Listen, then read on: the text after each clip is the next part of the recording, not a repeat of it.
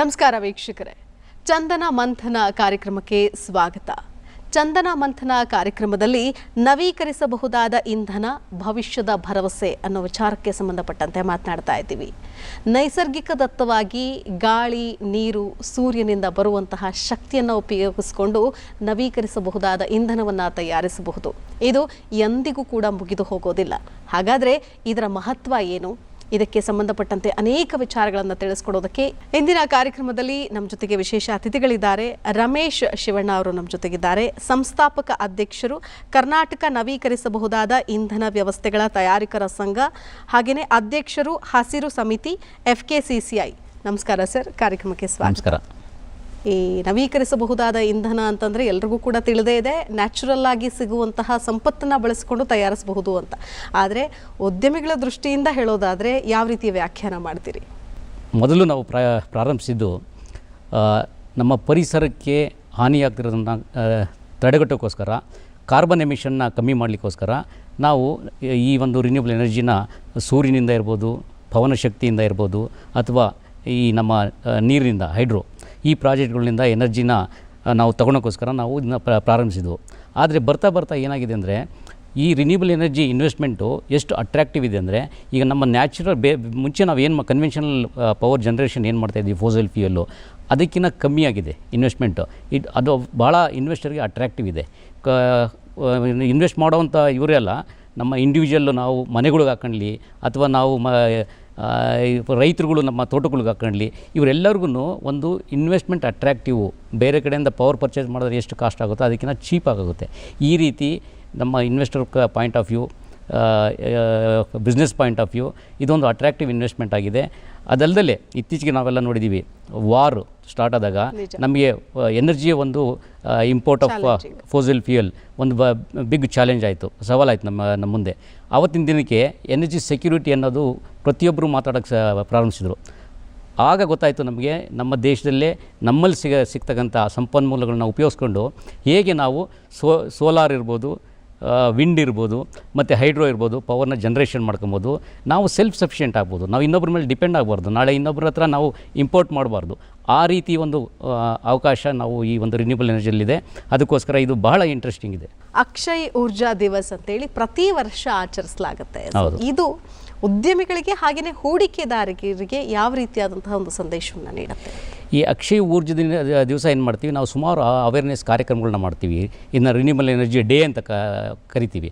ಅವತ್ತಿನ ದಿನ ನಾವು ಈ ಅವೇರ್ನೆಸ್ ಕ್ರಿಯೇಟ್ ಮಾಡೋದ್ರಿಂದ ಸಾಮಾನ್ಯ ಜನಗಳಿಗಿರ್ಬೋದು, ನಮ್ಮ ಈ ಸಾರ್ವಜನಿಕರಿಗೆ ಅವೇರ್ನೆಸ್ ಇಸ್ ಭಾಳ ಮುಖ್ಯ. ಅವ್ರು ಎಲ್ಲೇ ಕೆಲಸ ಮಾಡ್ತಿರ್ಬೋದು, ಇನ್ನೊಂದು ಸ್ವಂತ ಉದ್ಯೋಗ ಮಾಡ್ತಿರ್ಬೋದು, ಮತ್ತು ಬೇರೆ ಸರ್ಕಾರಿ ಕೆಲಸ ಮಾಡ್ತಿರ್ಬೋದು, ಪ್ರತಿಯೊಬ್ಬರಿಗೂ ನಮಗೆ ರಿನ್ಯೂಬಲ್ ಎನರ್ಜಿ ಉಪಯೋಗಿಸೋದು ಎಷ್ಟು ನೆಸೆಸಿಟಿ ಅನ್ನೋದು ಗೊತ್ತಾಗಬೇಕು. ಆವಾಗ ಅವರು ಕೆಲಸ ಮಾಡ್ತಾವಿರ್ಬೋದು, ಅಥವಾ ಅವ್ರ ಮನೆಗೆ ಇರ್ಬೋದು, ಅಥವಾ ಅವರ ಜಮೀನಲ್ಲಿರ್ಬೋದು, ಅವರು ಸಹ ನಮ್ಮ ಕಡೆಯಿಂದ ಏನು ಕಾಂಟ್ರಿಬ್ಯೂಟ್ ಮಾಡ್ಬೋದು, ನಮ್ಮಲ್ಲಿ ಎಷ್ಟು ನಾವು ಈಗ ಫೋಸಲ್ ಫ್ಯೂಯಲ್ ಮೇಲೆ ಡಿಪೆಂಡ್ ಆಗಿರುವಂಥ ಎನರ್ಜಿ ನಾವು ಯೂಸ್ ಮಾಡ್ತಾಯಿದ್ದೀವಿ, ಮತ್ತು ಅದನ್ನು ಎಷ್ಟು ನಾವು ಕಮ್ಮಿ ಮಾಡ್ಕೊಬೋದು. ಈ ರೀತಿ ಒಂದು ನಾವೇ ರಿವ್ಯೂ ಮಾಡ್ಕೊಂಡು ನೆಕ್ಸ್ಟ್ ಏನು ಟಾರ್ಗೆಟ್ ಇಟ್ಕೊಬೋದು. ಈ ರೀತಿಯ ಒಂದು ಇಂಡಸ್ಟ್ರಿಗಳಿಗೂ ಸಹ ನಮ್ಮ ಇದುವರೆಗೂ ನಾವು ಎಷ್ಟು ಎನರ್ಜಿ ಮೇಲೆ ಡಿಪೆಂಡ್ ಆಗಿದ್ದೀವಿ, ಆ ಎನರ್ಜಿನಲ್ಲಿ ಫೋಸಲ್ ಫ್ಯೂಯಲ್ ಎಷ್ಟು ಯೂಸ್ ಮಾಡ್ತಾಯಿದ್ದೀವಿ, ಇನ್ನು ಮುಂದಕ್ಕೆ ನಾವು ರಿನ್ಯೂಬಲ್ ಎನರ್ಜಿ ಮೇಲೆ ಹೇಗೆ ನಾವು ಕನ್ವರ್ಟ್ ಮಾಡ್ಬೋದು, ಇದು ಒಂದು ವಿಚಾರವನ್ನು ಅವತ್ತಿನ ದಿವಸ ನಾವು ತಿಳ್ಕೊಂಡು, ಮತ್ತು ಮುಂದಿನ ವರ್ಷಕ್ಕೆ ನಾವು ಒಂದು ಹೊಸ ಗುರಿಯನ್ನು ಇಟ್ಕೊಂಡು ಹೇಗೆ ಅಚೀವ್ ಮಾಡ್ಬೋದು ಅನ್ನೋದಕ್ಕೆ ಒಂದು ಒಳ್ಳೆಯ ಕಾರ್ಯಕ್ರಮ. ಈ ಕಾರ್ಯಕ್ರಮ ಅವೇರ್ನೆಸ್ ಮಾಡಲಿಕ್ಕೋಸ್ಕರ ಸರ್ಕಾರದ ಕಡೆಯಿಂದ ಮಾಡ್ತಾಯಿದ್ದಾರೆ. ಬಹಳ ಒಳ್ಳೆಯ ಕಾರ್ಯಕ್ರಮ. ನಿಜ, ಯಾಕಂದರೆ ಅರಿವು ಮೂಡಿಸೋದು ಅನ್ನೋದು ಎಲ್ಲದಕ್ಕಿಂತ ಪ್ರಮುಖವಾದಂತಹ ಘಟ್ಟ. ನಾವು ಎಷ್ಟೇ ಹೇಳಿದ್ರೂ ಕೂಡ ಅದರ ಒಂದು ಪ್ರಾಮುಖ್ಯತೆ ತಿಳಿಯೋದು, ಅಂದರೆ ಸ್ಕೇರ್ಸಿಟಿ ಉಂಟಾದಾಗಲೇ ಅಂತ ಹೇಳೋದು. ಇವಾಗಲೇ ಹೇಳಿದ್ರು, ವಾರ್ ಸಂದರ್ಭದಲ್ಲಿ ಏನೆಲ್ಲ ಆಯಿತು, ಆಮೇಲೆ ಒಂದು ಬಾರಿ ಪೆಟ್ರೋಲ್ ಡೀಸೆಲ್ ಬೆಲೆ ಜಾಸ್ತಿ ಆಯಿತು ಅಂತಂದರೆ ಅದು ಎಲ್ಲದಕ್ಕೂ ಕೂಡ ಎಫೆಕ್ಟ್ ಆಗುತ್ತೆ, ಪರಿಣಾಮ ಬೀರುತ್ತೆ. ಪ್ರತಿಯೊಂದರ ಬೆಲೆಗಳು ಕೂಡ ಗಗನಕ್ಕೆ ಇರುತ್ತೆ. ಹಾಗಾಗಿ ಕಲ್ಲಿದ್ದಲು ಮತ್ತು ಪೆಟ್ರೋಲಿಯಂ ಮೇಲಿನ ನಮ್ಮ ಒಂದು ಅವಲಂಬನೆಯನ್ನು ಕಡಿಮೆ ಮಾಡಿಕೊಳ್ಳಬೇಕು ಅಂತಂದರೆ ನವೀಕರಿಸಬಹುದಾದಂತಹ ಇಂಧನ ವ್ಯವಸ್ಥೆಗೆ ನಾವು ಒಗ್ಗಿಕೊಳ್ಳೇಬೇಕು. ಅದಕ್ಕೆ ಹೆಚ್ಚು ಪ್ರಾಮುಖ್ಯತೆಯನ್ನು ಕೊಡಬೇಕು. ನೀವು ಗುರಿ ಅಂತ ಹೇಳಿದ್ರಿ, ಟಾರ್ಗೆಟ್ ಅಂತ ಹೇಳಿದ್ರಿ, ಅಂದರೆ ಈಗ 2030 ಅಷ್ಟೊತ್ತಿಗೆ ಒಂದಷ್ಟು ಟಾರ್ಗೆಟ್ಸ್ ಇದೆ, ಗುರಿಗಳಿದೆ. ಅಲ್ಲಿ ಅಷ್ಟೊತ್ತಿಗೆ ಏನೆಲ್ಲ ಬದಲಾವಣೆಗಳಾಗುತ್ತೆ, ಅದರ ಜೊತೆಗೆ ಮುಂದಿನ 2030 ಗುರಿ ತಲುಪಬೇಕಾದ್ರೆ ಏನೇನೆಲ್ಲ ಸವಾಲುಗಳಿರುತ್ತೆ ಅಂತ? ನಮ್ಮ ದೇಶದಲ್ಲಿ ಪ್ರತಿಯೊಂದು ದೇಶ ಸಹ ಈ ಕಾರ್ಬನ್ ನ್ಯೂಟ್ರಲ್ ಮಾಡಲಿಕ್ಕೋಸ್ಕರ ಒಂದು ಟಾರ್ಗೆಟ್ ಇಟ್ಕೊಂಡಿದ್ದಾರೆ. Energy is one of the important carbon emission sector ಅದು. ಹಾಗಾಗಿ ಎನರ್ಜಿನಲ್ಲಿ ಹೇಗೆ ನಾವು ಇದನ್ನು ಕಮ್ಮಿ ಮಾಡ್ಬೋದು, ರಿನ್ಯೂಬಲ್ ಎನರ್ಜಿನಲ್ಲಿ ಎಷ್ಟು ಟಾರ್ಗೆಟ್ ಇಟ್ಕೊಂಡ್ರೆ ಇದನ್ನು ನಾವು ಕಾರ್ಬನ್ ನ್ಯೂಟ್ರಲ್ ಮಾಡ್ಬೋದು ಅನ್ನೋ ಒಂದು ಉದ್ದೇಶ ಇಟ್ಕೊಂಡು ಸರ್ಕಾರದಿಂದ, ಭಾರತ ಸರ್ಕಾರದಿಂದ ಸುಮಾರು 500 ಗಿಗಾವ್ಯಾಟ್ ಅಷ್ಟು ನಾವು 2050 ಮಾಡಬೇಕು ಅನ್ನೋದಿದೆ. ಈಗ ಆಲ್ರೆಡಿ 2025ಕ್ಕೆ ನಾವು ಸುಮಾರು 54% ನಾವು ಅಚೀವ್ ಆಗಿದ್ದೀವಿ. ಸೊ ಆ ಒಂದು ಗುರಿ ಏನು ಇಟ್ಕೊಂಡಿದ್ದೀವೋ ಗುರಿನಲ್ಲಿ ಭಾಳ ಮುಂದೆ ಹೋಗ್ತಾ ಇದ್ದೀವಿ. ಭಾಳ ಚೆನ್ನಾಗೇ ಡೆವಲಪ್ಮೆಂಟ್ ಆಗ್ತಾಯಿದೆ. ಭಾಳಷ್ಟು ಸೋಲಾರ್ ಪ್ರಾಜೆಕ್ಟ್ಸ್ಗಳು ಬರ್ತಾ ಇದ್ದಾವೆ, ವಿಂಡ್ ಪ್ರಾಜೆಕ್ಟ್ಸ್ಗಳು ಬರ್ತಾ ಇದ್ದಾವೆ. 54% ಅಚೀವ್ ಆಗಿದ್ದೀವಿ. 288 ಗಿಗಾವಾಟ್ ಆಲ್ರೆಡಿ ಅಚೀವ್ ಆಗಿದೆ. ಅದರಲ್ಲಿ ಸೋಲಾರ್ ತೊಗೊಂಡ್ರೆ ಸುಮಾರು 166 ಗಿಗಾವಾಟ್ ಆಗಿದೆ. ಆ್ಯಂಡ್ ವಿಂಡ್ ತೊಗೊಂಡ್ರೆ 58 ಗಿಗಾವಾಟ್ ಆಗಿದೆ. ಮತ್ತು ಅದೇ ರೀತಿ ಲಾರ್ಜ್ ಹೈಡ್ರೋ ಮತ್ತು ಸ್ಮಾಲ್ ಹೈಡ್ರೋ ಇದೆ, ಅದು ಸುಮಾರು 57 ಗಿಗಾವಾಟ್ ಆಗಿದೆ. ಈ ರೀತಿಯಾಗಿ 288 ಗಿಗಾವಾಟ್ ಆಲ್ರೆಡಿ ನಾವು ಅಚೀವ್ ಆಗಿದ್ದೀವಿ. ಸೊ ಈ ರೀತಿ ಒಳ್ಳೆ ಪ್ರೋಗ್ರೆಸ್ ಆಗ್ತಾ ಇದೆ.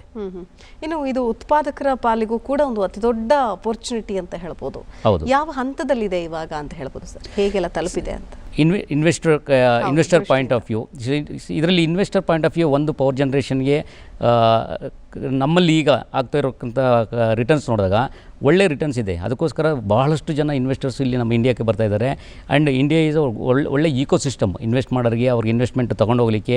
ನಾವು ಬೇರೆ ರೀತಿ ಈಗ ಬೇರೆ ಕಂಟ್ರಿಗಳು ನೋಡಿದ ಇತ್ತೀಚೆಗೆ ವಾರಗಳಾಗದಾಗ ನೋಡಿದಾಗ ಈಗ ಮಿಡ್ಲ್ ಈಸ್ಟಲ್ಲಿ ಇನ್ವೆಸ್ಟ್ ಮಾಡಿದ್ದು ಮತ್ತೆ ವಾರಾಗಿ ಭಾಳಷ್ಟು ಡೆಸ್ಟ್ರಾಯ್ ಆಯಿತು. ಈ ರೀತಿ ನೋಡಿದಾಗ ಇಂಡಿಯಾ ಒಳ್ಳೆ ಇನ್ವೆಸ್ಟ್ಮೆಂಟ್ ಆಪರ್ಚುನಿಟಿ ಅಂತ ನೋಡಿ ಭಾಳಷ್ಟು ಹೊರಗಡೆಯಿಂದ ಬಂದು ಇನ್ವೆಸ್ಟ್ ಮಾಡ್ತಾ ಇದ್ದಾರೆ, ಪವರ್ ಜನ್ರೇಷನ್ ಇನ್ವೆಸ್ಟ್ ಮಾಡ್ತಾ ಇದ್ದಾರೆ. ಹಾಗಾಗಿ ನಮ್ಮಲ್ಲಿ ಇಷ್ಟು ಅಚೀವ್ ಮಾಡಲಿಕ್ಕಾಯಿತು. ಇದೇ ಬಿಗ್ಗೆಸ್ಟ್ ಅಪರ್ಚುನಿಟಿ. ನಾವು ವಾಟ್ ವಿ ಕ್ಯಾನ್ ಸಿ, ನಾವು ಟಾರ್ಗೆಟ್ ಇಟ್ಕೊಂಡು 2030ಕ್ಕೆ 50% ಅಚೀವ್ ಆಗಬೇಕನ್ನೋದು 2025 5 ವರ್ಷ ಮುಂಚೆ ನಾವು 50% ಅಚೀವ್ ಆಗಿದ್ದೀವಿ. ಅಲ್ಲೇ ಕಾಣಿಸ್ತಾ ಇದೆ ನಾವು ಎಷ್ಟೋ ಪ್ರೋಗ್ರೆಸಿವ್ ಆಗ್ತಾ ಇದೆ ಆ್ಯಂಡ್ ಎಷ್ಟು ಇಂಟ್ರೆಸ್ಟಿಂಗ್ ಇದೆ, ಅಟ್ರಾಕ್ಟಿವ್ ಇದೆ ಫಾರ್ ದ ಇನ್ವೆಸ್ಟರ್ಸ್ ಅನ್ನೋದು ಕಾಣಿಸ್ತಾ ಇದೆ.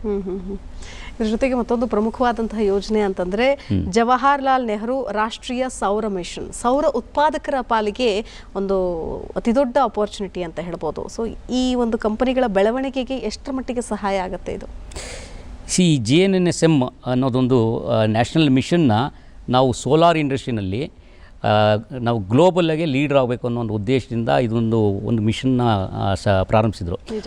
ಒಂದು ಮಿಷನ್ನಲ್ಲಿ ಸುಮಾರು ಈ ಪ್ರಾಜೆಕ್ಟ್ಗಳನ್ನ ಗ್ರಿಡ್ನಲ್ಲಿ ಮಾಡಿರೋದು, ಆಫ್ ಗ್ರಿಡ್ಡಲ್ಲಿ ಮಾಡಬೇಕಾದ್ರು, ಮತ್ತು ಈಗ ರೈತರಿಗೆ ಮಾಡಬೇಕಂಥದ್ದು, ರೂಫ್ ಟಾಪ್ದಲ್ಲಿ ಮಾಡಬೇಕಂತ ಇಂಥ ಎಲ್ಲ ಬೇರೆ ಬೇರೆ ರೀತಿಯಲ್ಲಿ ಯಾವ ರೀತಿಯಲ್ಲಿ ನಾವು ಒಂದು ಟಾರ್ಗೆಟ್ ಇಡ್ಬೋದು, ಆ ಟಾರ್ಗೆಟ್ನ ಹೇಗೆ ಅಚೀವ್ ಮಾಡ್ಬೋದು.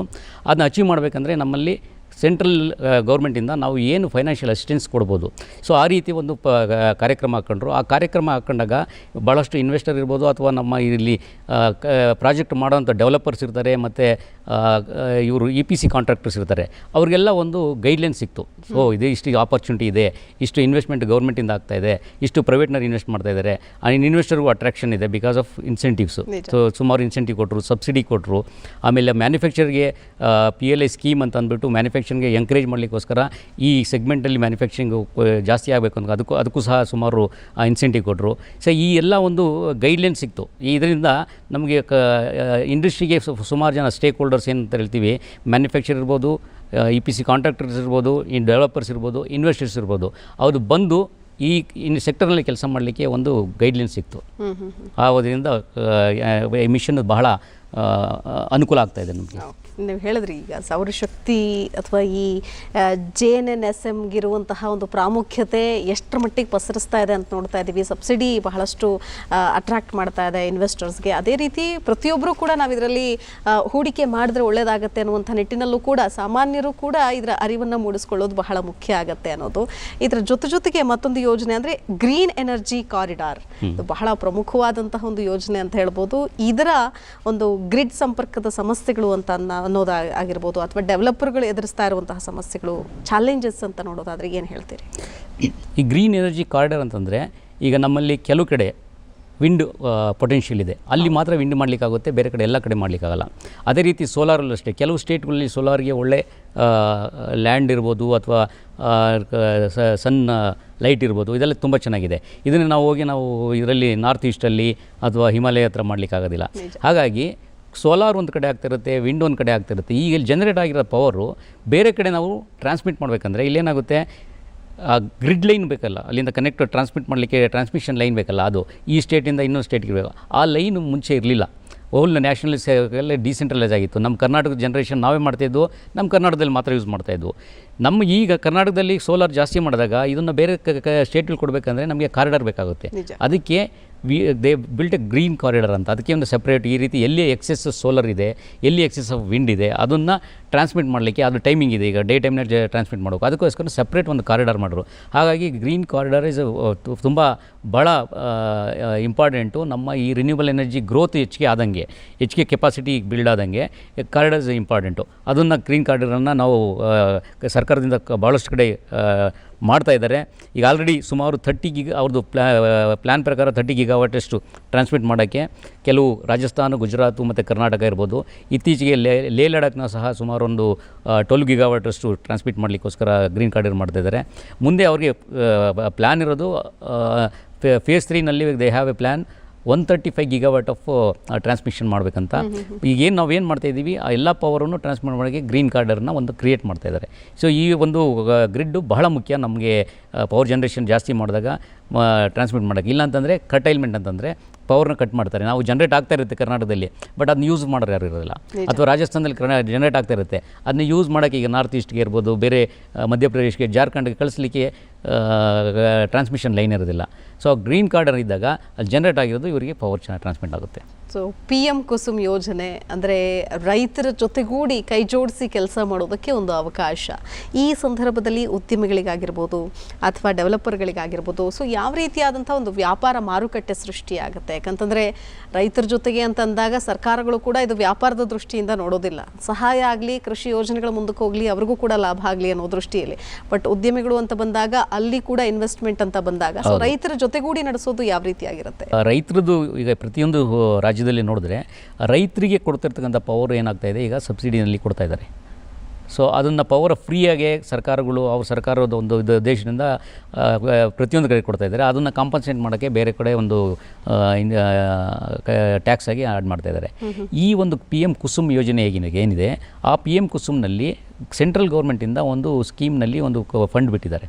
ಸೊ ಅದರಲ್ಲಿ ನೀವು ಸ್ವಂತ ರೈತರುಗಳು ಸೋಲಾರ್ ಪ್ಯಾನಲ್ ಹಾಕ್ಕೊಂಡು ಆ ಪಂಪನ್ನು ನಾವು ಅವ್ರನ್ನ ಮಾಡ್ಕೊಂಡ್ರೆ ಅವ್ರಿಗೆ 30% ಸೆಂಟ್ರಲ್ ಸಬ್ಸಿಡಿ ಇದೆ. ಅದೇ ರೀತಿ CM ಕುಸುಮ್ ಕೂಡ ಅದ್ರ ಜೊತೆಗೆ ಅದೇ ರೀತಿ CM ಕುಸುಮ್ ಅನ್ನೋದು ಈಗ ಇತ್ತೀಚೆಗೆ ಕರ್ನಾಟಕದಲ್ಲಿ ಸ್ಟೇಟಿಂದ ಮಾಡ್ತಕ್ಕಂಥ ಯೋಜನೆ. ಈಗ ಮೊದಲು PM ಕುಸುಮ್ ನೋಡಿದಾಗ PM ಕುಸುಮ್ ಆಲ್ರೆಡಿ ಈಗ ಸುಮಾರು ವರ್ಷದಿಂದ ಇದೆ. ಪ್ರತಿಯೊಂದು ರಾಜ್ಯದಲ್ಲೂ ಅದನ್ನು PM ಕುಸುಮ್ನ ಇಂಪ್ಲಿಮೆಂಟ್ ಮಾಡ್ತಿದ್ದಾರೆ. ಅದರಲ್ಲಿ 3 ಟೈಪ್ ಇದೆ. ಒಂದು component A, component B and component C ಅಂತ. ಕಾಂಪೊನೆಂಟ್ A ಅಂದರೆ ನಾವು ಸೋಲಾರ್ ಪ್ಯಾನಲ್ನ ಸ್ಟ್ಯಾಂಡ್ ಅಲೋನ್ ಹಾಕ್ಕೊಂಡು ಅದನ್ನು ಬೇಕಾದ ನಾವು ಯೂಸ್ ಮಾಡ್ಕೊಬೋದು. ನಾವು ಪಂಪ್ ಆನ್ ಆಗಿಲ್ಲ ಅಂದರೆ ಅದರಲ್ಲಿ ಪವರ್ ಜನರೇಟ್ ಆಗಿರೋದು ವೇಸ್ಟ್ ಆಗಬಾರ್ದು, ಅದನ್ನು ಮತ್ತೆ ನಾವು ಗ್ರಿಡ್ಡಿಗೂ ಸಹ ಕಳಿಸ್ಬೋದು.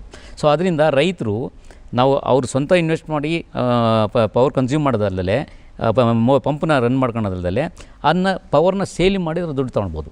ಅವ್ರು ಯಾವಾಗ ನಾವು ಪಂಪ್ ಯೂಸ್ ಮಾಡೋದಿಲ್ಲ ಆ ಪವರ್ ಸೇಲ್ ಆಗುತ್ತೆ. ಹೇಗೆ ಈ ಯೋಜನೆಗಳನ್ನು ಪಡೆದುಕೊಳ್ಳಬಹುದು ಸರ್ ರೈತರು? ಈ PM ಕುಸುಮ್ ಯೋಜನೆ ಇದು ಈಗ ಎಲ್ಲದರಲ್ಲೂ ಇದರಲ್ಲಿ ಬಿಟ್ಟಿದ್ದಾರೆ.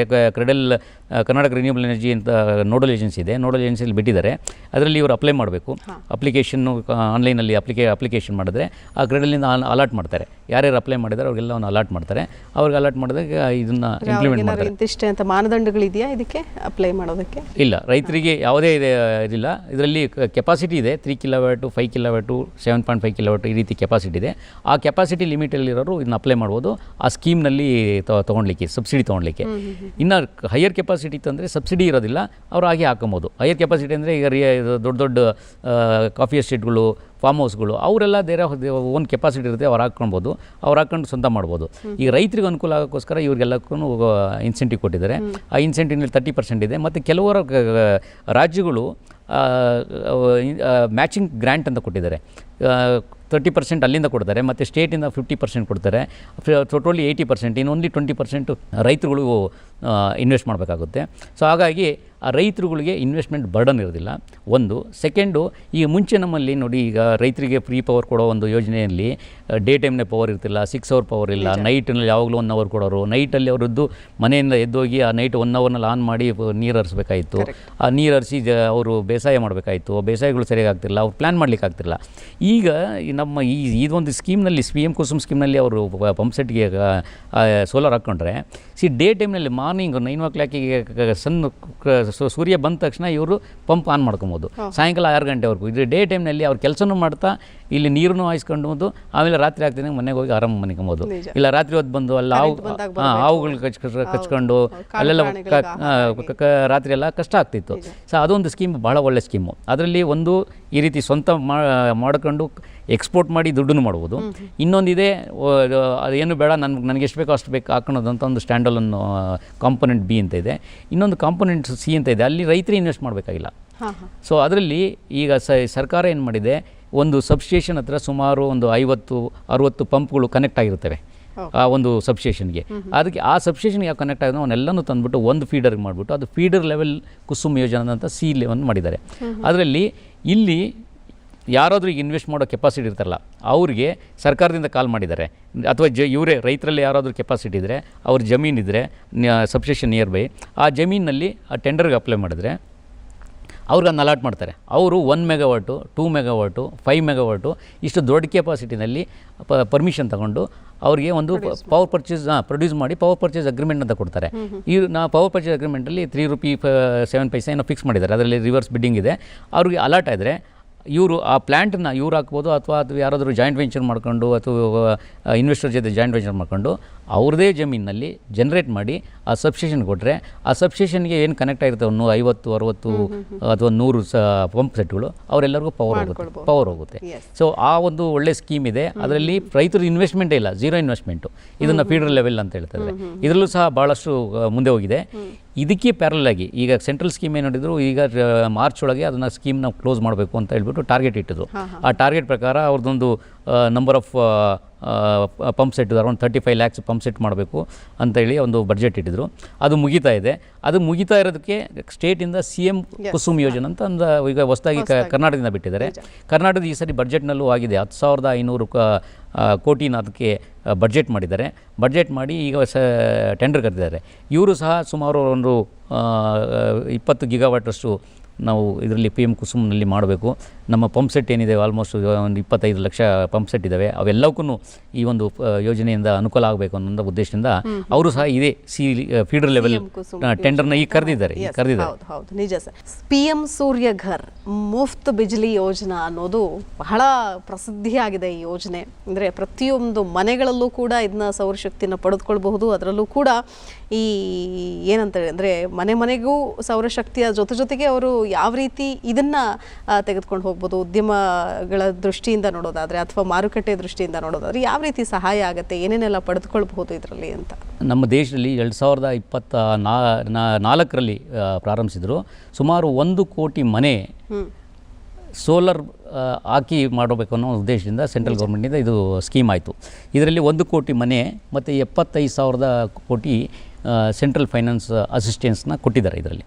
ಸೊ ಇದ್ರ ಪ್ರಕಾರ ಪ್ರತಿಯೊಂದು ರಾಜ್ಯದಲ್ಲೂ ಅವರು ಈ ಸ್ಕೀಮ್ನಲ್ಲಿ ಆನ್ಲೈನಲ್ಲಿದೆ. ಆನ್ಲೈನಲ್ಲಿ ಪ್ರತಿಯೊಬ್ಬರು ಮನೆಯವರು 1 ಕಿಲೋವಾಟಿಂದ 3 ಕಿಲೋವಾಟ್ಗೆ 3 ಕಿಲೋವಾಟ್ ಮ್ಯಾಕ್ಸಿಮಮ್ ಅಂದರೆ 78,000.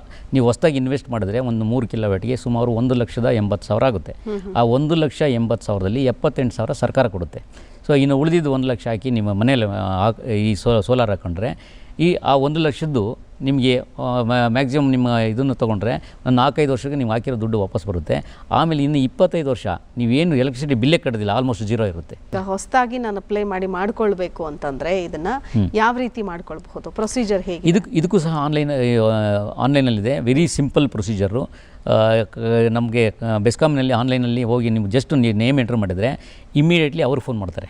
ಜಸ್ಟ್ ನಿಮ್ಮದು ಮನೆ ನಂಬರು ಮತ್ತು ನಿಮ್ಮದು ಆಧಾರ್ ಕಾರ್ಡು ಎಷ್ಟು RR ನಂಬರ್ ಅಂತ ಇದೆ ಎಲೆಕ್ಟ್ರಿಸಿಟಿ ಬಿಲ್ಲು ಅಷ್ಟು ಎಂಟ್ರಿ ಮಾಡಿ ನಾವು ಇಂಟ್ರೆಸ್ಟನ್ನು ತೋರಿಸಿದ್ರೆ ಬೆಸ್ಕಾಮ್ನಲ್ಲಿ continuously the officers will be behind you. Okay, BESCOM ಅದಕ್ಕೂ ಭಾಳಷ್ಟು ಫಾಲೋಅಪ್ ಮಾಡ್ತಾ ಇದ್ದಾರೆ ಈಗ. ಸೊ ಹಾಗಾಗಿ ತುಂಬ ಸಿಂಪಲ್ಲು ಆನ್ಲೈನಲ್ಲಿ. ಆಮೇಲೆ ಅದರಲ್ಲಿ ಇನ್ಸ್ಟಾಲ್ ಮಾಡಲಿಕ್ಕೆ ಅವರು ಎಂಪಾನಲ್ ಮಾಡ್ಕೊಂಡಿದ್ದಾರೆ, ಅವ್ರನ್ನೇ ಅಲರ್ಟ್ ಮಾಡಿಬಿಡ್ತಾರೆ ಅವರೇ ಯಾರು ಇನ್ಸ್ಟಾಲ್ ಅಂತ. ಅವ್ರು ಬಂದು ನಿಮಗೆ ಕಾಂಟ್ಯಾಕ್ಟ್ ಮಾಡ್ತಾರೆ, ಎಲ್ಲ ಪ್ರೊಸೀಜರ್ ಅವ್ರು ಹ್ಯಾಂಡಲ್ ಮಾಡ್ತಾರೆ. ನಿಮ್ಗೆ ಏನು ಅಂತ ಹೇಳ್ತಾರೆ, ನಿಮ್ಮ ಮನೆ ಬಂದು ಅವರೇ ಇನ್ಸ್ಪೆಕ್ಟ್ ಮಾಡ್ತಾರೆ, ನಿಮ್ಮ ಮನೆ ಮೇಲೆ ಎಷ್ಟು ಹಾಕ್ಬೋದು, ಎಷ್ಟು ಕೆಪಾಸಿಟಿ ಹಾಕ್ಬೋದು, ಎಷ್ಟು ಜಾಗದಲ್ಲಿ ಹಾಕ್ಬೋದು, ಅದಕ್ಕೆಲ್ಲ ಡ್ರಾಯಿಂಗ್ ಮಾಡ್ತಾರೆ. ನಿಮಗೆ ಮನೆಯಲ್ಲಿ ಎಷ್ಟು 3 ಕಿಲೋಮೀಟರ್ ಇದೆ, 3 ಕಿಲೋಮೀಟರ್ ಫುಲ್ ಹಾಕ್ಬೋದಾ, ನಿಮ್ಮ ಮನೆಗೆ ರೂಫ್ ಎಷ್ಟು ಏರಿಯಾ ಇದೆ, ಇನ್ನೆಲ್ಲ ಅಸೆಸ್ ಮಾಡಿ ಅವರೇ ಎಲ್ಲ ಡೀಟೇಲ್ಸ್ ಕೊಡ್ತಾರೆ. ನೀವು ಆ ಇನ್ವೆಸ್ಟ್ಮೆಂಟ್ ಎಷ್ಟಾಗುತ್ತೆ, ನಿಮ್ಮ ಸಬ್ಸಿಡಿ ಎಷ್ಟು ಬರುತ್ತೆ ಇದನ್ನ ಹೇಳ್ತಾರೆ, ಸರ್ಕಾರದಿಂದ ಎಷ್ಟು ಬರುತ್ತೆ ಅಂತ. ಸೊ ಅಷ್ಟನ್ನು ನೀವು ಒಪ್ಕೊಂಡ ತಕ್ಷಣ ಇಮಿಡಿಯೇಟ್ ಆನ್ಲೈನಲ್ಲಿ ಅಪ್ಲೋಡ್. ಒಂದೊಂದು ಮನೆಗೂ ಬೇರೆ ಬೇರೆ ಆಗುತ್ತಾ ಅಥವಾ ಹೇಗೆ? ಹೌದು, ಒಂದೊಂದು ಮನೆಗೂ ಎಷ್ಟು ಸಿಗುತ್ತೆ ಸಬ್ಸಿಡಿ ಸೇಮ್. ಸಬ್ಸಿಡಿ 3 ಕಿಲೋವಾಟ್ಗೆ 78,000 ಮ್ಯಾಕ್ಸಿಮಮ್, ಅದು ಸೇಮ್ ಎಲ್ಲರಿಗೂ ಸೇಮು. ಬಟ್ ಒಂದೊಂದು ಮನೆಯಲ್ಲೂ ಸ್ವಲ್ಪ ಈ ಇನ್ಸ್ಟಾಲೇಷನ್ಸ್ ವೇರಿ ಆಗುತ್ತೆ. ಕೆಲವು ಮನೆಗಳು ರೂಫ್ ಇರುತ್ತೆ, ಕೆಲವು ಮನೆಗಳಲ್ಲಿ ಫ್ಲ್ಯಾಟ್ ಇದಿರುತ್ತೆ, ಅದರಲ್ಲಿ ಸ್ವಲ್ಪ. ಆಮೇಲೆ ಕೆಲವು ಮನೆಗಳಲ್ಲಿ 4th ಫ್ಲೋರ್ ಇರುತ್ತೆ, ಅಲ್ಲಿಂದ ಕೆಳಗಡೆಗೆ ವೈರಿಂಗ್ ಇಳಬೇಕು. ಒಂದು 5,000 6,000 ವೇರಿಯೇಷನ್ ಆಗುತ್ತೆ ಕಾಸ್ಟು. ಸೊ ಆ ಕಾಸ್ಟು ನೋಡಿಕೊಂಡು ನಿಮ್ಗೆ ಹೇಳ್ತಾರೆ, ಅದನ್ನ ಹೇಳಿ ಮತ್ತು ಈ ಸಬ್ಸಿಡಿ ಏನಿದೆ ಕೊಡ್ತಾರೆ. ನೀವು ಒಪ್ಪಿದ ತಕ್ಷಣ ಆನ್ಲೈನಲ್ಲಿ ಅವರೇ ಅಪ್ಲೋಡ್ ಮಾಡ್ತಾರೆ, ಬಂದು ಇನ್ಸ್ಟಾಲ್ ಮಾಡ್ತಾರೆ. ಅವ್ರದ್ದೇನೋ ಅಮೌಂಟು ನೀವು ಪೇ ಮಾಡಿದ್ರೆ ಆ ಸರ್ಕಾರದಿಂದ ವಿತಿನ್ 30 ಡೇಸು ಆ ಸಬ್ಸಿಡಿ ಅಮೌಂಟ್ ಏನಿದೆಯೋ ನಿಮ್ಮ ಅಕೌಂಟಿಗೆ ಆಟೋಮೆಟಿಕ್ ಬರ್ತಾಯಿದೆ. ಇದೊಂದು ತುಂಬ ಚೆನ್ನಾಗಾಗ್ತಾಯಿದೆ. ಈಗ ನಮ್ಮಲ್ಲಿ ಗ್ಯಾಸಲ್ಲಿ ಹೇಗೆ ಬರ್ತಾಯಿದೆಯೋ ಅದೇ ರೀತಿ ಇದು ಬರ್ತಾಯಿದೆ. ಇದನ್ನು ಸಹ ನಮ್ಮ ಇಲ್ಲಿ ಕರ್ನಾಟಕ ಸೋಲಾರ್ ಅಸೋಸಿಯೇಷನಿಂದ, Karnataka renewable energy system manufacture ಅಸೋಸಿಯೇಷನಿಂದ ನಾವು ಇದನ್ನು ಫೈಟ್ ಮಾಡಿ, ಈ ಸ್ಕೀಮ್ ಮುಂಚೆ ನಾವು ಇದರ ರೀತಿ ಆನ್ಲೈನಲ್ಲಿ ಇರಲಿಲ್ಲ, ಭಾಳಷ್ಟು ಕನ್ಫ್ಯೂಷನ್ ಇತ್ತು. ಇಂಡಿವಿಜುವಲ್ ನೀವು ಅಪ್ಲೈ ಮಾಡಬೇಕಾಯಿತು, ನೀವು ಅಪ್ಲೈ ಮಾಡಿ ಸಬ್ಸಿಡಿ. ಉದಾಹರಣೆಗೆ 30-40 ಸೈಟ್ಸ್ ಬಹಳಷ್ಟು ಜನದಿರುತ್ತೆ, ನಿಮಗೆ ಅವರಿಗೆ ಎಷ್ಟು ಸಿಗುತ್ತೆ? ನಿಮಗೆ 78,000ಕ್ಕೆ ನೀವು ಸಬ್ಸಿಡಿಗೆ ಎಲ್ಲಿ ಹೋಗ್ತೀರಾ? ಡೆಲ್ಲಿಗೆ. ಸೊ ಮುಂಚೆ ಆ ರೀತಿ ಇತ್ತು. ಮತ್ತು ತಿರ್ಗಾ ಇಲ್ಲಿ ಕರ್ನಾಟಕ ಸ್ಟೇಟ್ನಿಂದ ಕಾಮನ್ನಾಗಿ ಒಬ್ಬರು ಟೆಂಡರ್ ಕೊಟ್ಬಿಟ್ಟು ಅವರೆಲ್ಲ ಅವ್ರಿಗೆ ಕೊಡೋರು. ಸೆಂಟ್ರಲಿಂದ ಫಂಡ್ ಬೆಸ್ಕಾಂ ಬಂದು, ಬೆಸ್ಕಾಂನಿಂದ ಯಾರೋ ಕಾಂಟ್ರಾಕ್ಟ್ ಬಂದು, ಕಾಂಟ್ರಾಕ್ಟಿಂದ ನಿಮಗೆ ಬರೋಷ್ಟರಿಗೆ ಎಲ್ಲಿ ಬಂತು ಎಲ್ಲಿ ಹೋಯ್ತು ಯಾರು ಗೊತ್ತಾಗ್ತಿಲ್ಲ. ಈಗ ಅದೆಲ್ಲ ತುಂಬ ಸ್ಮೂತ್ ಆಗಿದೆ. ಆನ್ಲೈನ್ ಆಗಿರೋದ್ರಿಂದ ನೀವು ಮಾಡಿಸಿ ಅದನ್ನ ಅಪ್ಲೋಡ್ ಮಾಡಿ, ಕಮಿಷನ್ ಅಂತ ಅಪ್ಲೋಡ್ ಮಾಡಿದ ತಕ್ಷಣ ವಿತಿನ್ 30 ಡೇಸ್ ನಿಮಗೆ ಅಮೌಂಟು ಬಂದು ಡೆಬಿಟ್ ಆಗುತ್ತೆ. ತುಂಬ ಟ್ರಾನ್ಸ್ಪರೆಂಟ್ ಇದೆ, ಯಾವುದೇ ರೀತಿ ತೊಂದರೆ ಇಲ್ಲ ಇದರಲ್ಲಿ. ಈಗ ಕರ್ನಾಟಕದ ಮಟ್ಟಿಗೆ ತಗೊಳ್ಳೋದಾದರೆ ನವೀಕರಿಸಬಹುದಾದಂತಹ ಇಂಧನ ಮೂಲಗಳಿಗೆ ಎಷ್ಟಿವೆ, ಎಷ್ಟು ಮಟ್ಟಿಗೆ ನಾವೀಗ ಉತ್ಪಾದನೆ ಮಾಡ್ತಾ ಇದ್ದೀವಿ, ಮುಂದಿನ ಒಂದು ಭವಿಷ್ಯದಲ್ಲಿ ಎಷ್ಟು ಇದು ಅಭಿವೃದ್ಧಿ ಆಗುತ್ತೆ, ಅಂದರೆ ಇಂಪ್ರೂವ್ ಆಗುತ್ತೆ ಅನ್ನೋದನ್ನು ನೋಡೋದಾದರೆ ಏನು ಹೇಳ್ತೀರಿ? ನಮ್ಮ ಕರ್ನಾಟಕದಲ್ಲಿ ನಾವು ಮುಂಚೆಯಿಂದ ನೋಡ್ತಾ ಇದ್ದೀವಿ, ಕರ್ನಾಟಕದಲ್ಲಿ ರಿನ್ಯೂಬಲ್ ಎನರ್ಜಿ ಪಾಲಿಸಿನಲ್ಲಿ we are ahead. We are the first people to come out with renewable energy policy. ಮತ್ತು ಮುಂಚೆ ನಾವು ಸೋಲಾರು ಮತ್ತು ವಿಂಡ್ನಲ್ಲೂ ಸಹ ನಾವು we are ahead of every other states. Of course ಈಗ ಬರ್ತಾ ನಮ್ಮದೇನಾಯಿತು, ನಮಗೆ ಟೋಟಲ್ ರಿಕ್ವೈರ್ಮೆಂಟ್ ಇತ್ತು, ರಿನ್ಯೂಬಲ್ ಎನರ್ಜಿ ಪರ್ಚೇಸ್ ಆಬ್ಲಿಗೇಷನ್ ಅಂತ ಇತ್ತು. ಆಬ್ಲಿಗೇಷನ್ ಪ್ರಕಾರ ನಾವು 50% ನಾವು ಬೈ 2030 ಅಚೀವ್ ಆಗಬೇಕಾಗಿತ್ತು. ಈಗ ನಾವು ನಮ್ಮ ಟೋಟಲ್ ರಿಕ್ವೈರ್ಮೆಂಟ್ ಏನಿದೆ ಸುಮಾರು 35 ಗಿಗಾವ್ಯಾಟ್ ಅಷ್ಟು ಟೋಟಲ್ ಪವರ್, ಎಲ್ಲ ಫೋಸಿಲ್ ಫ್ಯೂಯಲ್ಲು ರಿನ್ಯೂಬಲ್ ಎನರ್ಜಿ ಎಲ್ಲ ಸೇರಿ 35 ಗಿಗಾವ್ಯಾಟು. ಅದರಲ್ಲಿ 71% ನಾವು ಅಚೀವ್ ಆಗಿಬಿಟ್ಟಿದ್ದೀವಿ. ಸೊ 50% ಇರೋವರೆಗೂ ಅದನ್ನು RPO ಆಬ್ಲಿಗೇಷನ್, ನಮ್ಗೆ ಆಬ್ಲಿಗೇಷನ್ ಇತ್ತು. ಈಗ ಅಚೀವ್ ಆಗಿರೋದ್ರಿಂದ ನಾವು state is going little slow compare to other people. ಹಾಗಾಗಿ ನಾವು ಇವತ್ತು 4ನೇ ಸ್ಥಾನದಲ್ಲಿದ್ದರೂ ಸಹ ನಾವು ಅಹೆಡ್ ಆಗಿದ್ದೀವಿ. 71% ನಾವು ರಿನ್ಯೂಬಲ್ ಎನರ್ಜಿ ಆಲ್ರೆಡಿ ಮಾಡಿದ್ದೀವಿ. ನಮ್ಮ 2030ಗೆ 50% ಅಚೀವ್ ಆಗಬೇಕಾಯಿತು. We are almost 20% ahead of ಇನ್ನು 5 ಇಯರ್ಸ್ ಮುಂಚೆ. ಸೊ ಆದರೂ ಸಹ ನಮ್ಮ ಕರ್ನಾಟಕದಲ್ಲಿ ಈಗ ಇನ್ನೂ ನಮ್ಮ ಟಾರ್ಗೆಟ್ನ ಅಚೀವ್ ಮಾಡಿ ಅದನ್ನು 60 ಗಿಗಾವಾಟ್ ಮಾಡಬೇಕು. ಅನದರ್ 35 ಗಿಗಾವಾಟ್ನ ಆ್ಯಡ್ ಮಾಡಿದ್ದಾರೆ. ಅನದರ್ 35 ಗಿಗಾವಾಟ್ ಮಾಡಿ ನಮ್ಮ ಕರ್ನಾಟಕದಲ್ಲಿ ಪೊಟೆನ್ಷಿಯಲ್ ಇರಬೇಕಾದ್ರೆ ಟಾರ್ಗೆಟ್ ಕೊಟ್ಟಿದ್ದಾರೆ. ಟಾರ್ಗೆಟು ಓವರಾಲ್ ದೇಶ ಎಲ್ಲ ರಾಜ್ಯಗಳನ್ನ ನೋಡಿಕೊಂಡು ಒಂದೊಂದು ರಾಜ್ಯಕ್ಕೆ ಇಷ್ಟು ಅಂತ ಕೊಟ್ಟರು. 500 ಗಿಗಾವಾಟ್ ಅಚೀವ್ ಮಾಡಲಿಕ್ಕೋಸ್ಕರ ಎಷ್ಟು ಮಾಡಬೇಕಂತ. ಆದರೆ ನಮ್ಮಲ್ಲಿ ಪೊಟೆನ್ಷಿಯಲ್ ಜಾಸ್ತಿ ಇರೋದ್ರಿಂದ ನಮ್ಮ ಸ್ಟೇಟು ಸ್ವಲ್ಪ ಇಂಟ್ರೆಸ್ಟ್ ತೊಗೊಂಡು ಇನ್ನೂ 35 ಗಿಗಾವಾಟ್ ಜಾಸ್ತಿ ಮಾಡೋಣ ಅಂತ ತೊಗೊಂಡು ಒಂದು ಟಾರ್ಗೆಟ್ ಇಟ್ಟಿದ್ದಾರೆ. ಈಗ ಅಡಿಷನಲ್ ಟಾರ್ಗೆಟ್ ಮಾಡಿಕೊಂಡು ಮಾಡ್ತಾಯಿದ್ದಾರೆ. ಆಮೇಲೆ ನಮ್ಮಲ್ಲಿ ಈಗ ಹೊಸ ಈಗ ರಿನ್ಯೂಬಲ್ ಎನರ್ಜಿ ಜಾಸ್ತಿ ಆದಂಗೆ ಅದು ನಾವು ಸೋಲಾರು ಡೇ ಟೈಮ್ನಲ್ಲಿ ಜನ್ರೇಟ್ ಆಗುತ್ತೆ, ವಿಂಡು ಕೆಲವು ಟೈಮ್ ಇದೆ, ಆ ಟೈಮಲ್ಲಿ ಜನ್ರೇಟ್ ಆಗುತ್ತೆ. ಬಟ್ ಇದು ರೌಂಡ್ ದ ಕ್ಲಾಕ್ 24 ಅವರ್ಸನ್ನ ಯೂನಿಫಾರ್ಮ್ ಮಾಡಲಿಕ್ಕಾಗಲ್ಲ. ಮುಂಚೆ ಏನಾಗ್ತಿತ್ತು, ನಮ್ಮ ಥರ್ಮಲ್ಲು ಮತ್ತು ಈ ಕಲ್ಲಿಂದ ಮಾಡಬೇಕಾದ್ರೆ ನಮ್ಗೆ ಯಾವಾಗ ಬೇಕೋ, ಮಾರ್ನಿಂಗ್ ಪೀಕ್ ಇದೆ, ಮಧ್ಯಾಹ್ನ ಈವ್ನಿಂಗ್ ಪೀಕ್ ಇದೆ, ಮಧ್ಯಾಹ್ನ ಇಷ್ಟು ರಿಕ್ವೈರ್ಮೆಂಟ್ ಇದೆ, ಅಷ್ಟು ರಿಕ್ವೈರ್ಮೆಂಟ್ಗೆ ಅಷ್ಟನ್ನು ಆನ್ ಮಾಡ್ತಾಯಿದ್ರು, ಇನ್ನು ಉಳಿದಿದ್ದು ಆಫ್ ಮಾಡ್ತಾಯಿದ್ರು. ಇಲ್ಲಿ ನಾವು ಸೋಲಾರ್ನ ಆಫ್ ಮಾಡಲಿಕ್ಕಾಗಲ್ಲ. ಯಾವಾಗ ಜನ್ರೇಟ್ ಆಗುತ್ತೋ ಜನ್ರೇಟ್ ಮಾಡಬೇಕು, ಅದನ್ನು ಸ್ಟೋರ್ ಮಾಡಬೇಕು. ಅದಕ್ಕೋಸ್ಕರ ಎನರ್ಜಿ ಸ್ಟೋರೇಜು ಸಹ ಭಾಳ ಮುಖ್ಯ ಆಗಿದೆ. ಆ ಎನರ್ಜಿ ಸ್ಟೋರೇಜ್ ಸಹ ಇಲ್ಲಿ ನಾವು ಕರ್ನಾಟಕದಲ್ಲಿ ಈಗ ಮಾಡಿ ಎಲ್ಲ ಸಬ್ಸ್ಟೇಷನ್ ವೈಸು ಒಂದೊಂದು ಸಬ್ಸ್ಟೇಷನ್ಗೆ ಒಂದೊಂದು ಎನರ್ಜಿ ಸ್ಟೋರೇಜ್ ಮಾಡೋಣ. ಮತ್ತು ಈ ರೀತಿ ಪವರ್ ಯಾವಾಗ ಶಾರ್ಟೇಜ್ ಬರುತ್ತೋ ಸ್ಟೋರ್ ಮಾಡ್ಕೊಂಡು ಅಲ್ಲಿ ಅವ್ರಿಗೆ ಸಪ್ಲೈ ಮಾಡೋಣ ಅನ್ನೋ ಒಂದು ಉದ್ದೇಶದಿಂದ ಅದೊಂದು ಪ್ರಾಜೆಕ್ಟ್ ಮಾಡ್ತಾಯಿದ್ದಾರೆ. ಆಮೇಲೆ ಫ್ಲೋಟಿಂಗ್ ಸೋಲಾರ್ ಅಂತ ಎಲ್ಲ ಕೆರೆಗಳು ಎಲ್ಲೆಲ್ಲಿ ಸಾಧ್ಯತೆ ಇದೆ ಅದೆಲ್ಲ ಒಂದು ಫ್ಲೋಟಿಂಗ್ ಸೋಲಾರ್ ಮಾಡಬೇಕು ಅನ್ನೋದೊಂದು ಉದ್ದೇಶದಿಂದ ಅದನ್ನು ಒಂದು ಟಾರ್ಗೆಟ್ ಇಟ್ಟಿದ್ದಾರೆ ಕರ್ನಾಟಕದಿಂದ. ಈ ರೀತಿ ಹಲವಾರು ಟಾರ್ಗೆಟ್ ಇಟ್ಕೊಂಡು ಈ ದೊಡ್ಡ ದೊಡ್ಡ ಯುಟಿಲಿಟಿ ಸ್ಕೇಲ್ನಲ್ಲಿದೆ, ಅದನ್ನು ತುಂಬ ಚೆನ್ನಾಗಿ ಆಗ್ತಾಯಿದೆ ಕರ್ನಾಟಕದಲ್ಲಿ. ಒನ್ಲಿ PM ಸೂರ್ಯ ಗರ್ ಮತ್ತು PM ಕುಸುಮ್ನಲ್ಲಿ we are going little slow, otherwise Karnataka is doing very good. Okay, ನಿಜಕ್ಕೂ ಸರ್. ಈಗಾಗಲೇ ನಾವು 72% ಟಾರ್ಗೆಟ್ ಅಚೀವ್ ಆಗಿದ್ದೀವಿ. 2030ಕ್ಕೆ 50% ಆಗಬೇಕಾಗಿತ್ತು. ಬಹಳಷ್ಟು ಮುಂದಿದ್ದೀವಿ. ಇನ್ನು ಮುಂದಿನ ದಿನಗಳಲ್ಲಿ ಆದಷ್ಟು ಬೇಗ 100% ಕೂಡ ಆಗಲಿ ಅನ್ನುವಂಥ ನಿಟ್ಟಿನಲ್ಲಿ ನಾವು ಕೂಡ ಆಶಿಸ್ತಾ ಇವತ್ತಿನ ಕಾರ್ಯಕ್ರಮಕ್ಕೆ ಬಂದು ಸಾಕಷ್ಟು ವಿಚಾರಗಳನ್ನು, ಮಾಹಿತಿಗಳನ್ನು ನಮ್ಮ ವೀಕ್ಷಕರಿಗೆ ತಿಳಿಸ್ಕೊಟ್ಟಿದ್ದೀರಿ. ಇವತ್ತಿನ ಕಾರ್ಯಕ್ರಮಕ್ಕೆ ಬಂದಿದ್ದಕ್ಕೆ ಧನ್ಯವಾದಗಳು. Thank you. ವೀಕ್ಷಕರೇ, ಇಂದಿನ ಚಂದನ ಮಂಥನ ಕಾರ್ಯಕ್ರಮದಲ್ಲಿ ನವೀಕರಿಸಬಹುದಾದ ಇಂಧನ, ಅದರ ಮಹತ್ವದ ಕುರಿತು ಮಾಹಿತಿಯನ್ನು ನಿಮಗೆ ತಿಳಿಸ್ಕೊಟ್ಟಿದ್ದೀವಿ. ಈ ಮಾಹಿತಿ ಉಪಯುಕ್ತ ಆಯಿತು ಅಂತ ಭಾವಿಸ್ತಾ ಇಂದಿನ ಚಂದನ ಮಂಥನ ಕಾರ್ಯಕ್ರಮವನ್ನು ಮುಗಿಸ್ತಾ ಇದ್ದೀವಿ. ನಮಸ್ಕಾರ. ನಮ್ಮ ಈ ಚಂದನ ಮಂಥನ ಕಾರ್ಯಕ್ರಮವನ್ನು ನೀವು DD ನ್ಯೂಸ್ ಚಂದನ ಯೂಟ್ಯೂಬ್ ವಾಹಿನಿ, ಎಕ್ಸ್ ಖಾತೆ, ಯೂಟ್ಯೂಬ್, ಫೇಸ್ಬುಕ್ ಮೂಲಕವೂ ವೀಕ್ಷಣೆ ಮಾಡಬಹುದು.